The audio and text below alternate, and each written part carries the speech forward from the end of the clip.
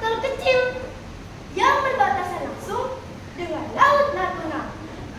Terdapat sebuah perahu. Di dalam perahu tersebut berisikan Puan Kecoa bersama saudara-saudaranya. Mereka berasal dari suku Bugis Bote dari Sulawesi Selatan yang gemar melaut berpindah-pindah tempat dari pulau ke pulau yang lain. Gaya hidup mereka bergantung pada usaha pertanian. Beberapa hari Puan Kecoa menjelajahi hutan tersebut. Gunung Ambawang, pesonanya alamku merayu. Tingginya sampailah beliau di sebuah bukit atau gunung. Di lereng gunung ini pun Puan Kecoa dan saudara-saudaranya pun beristirahat untuk mencari tanah hijau yang subur guna dijadikan lahan pertanian dan sebuah negeri. Apa yang hendak kita lakukan di gunung ini? Kita sudah menelusuri gunung ini, tapi tidak ada apa-apa, kata Puan Dusung, saudara pertama dari Puan Kecoa. Apa yang kau katakan benarlah saudara. Besok kita lanjutkan menjelajahi di sungai ada kering, kata Puan Kecoa kepada Puan Dusung. Baiklah, aku akan memberitahukan perintahmu kepada saudara-saudara kita, kata Puan Dusung kepada Puan Kecoa. Di dalam hati Puan Kecoa pun berdoa.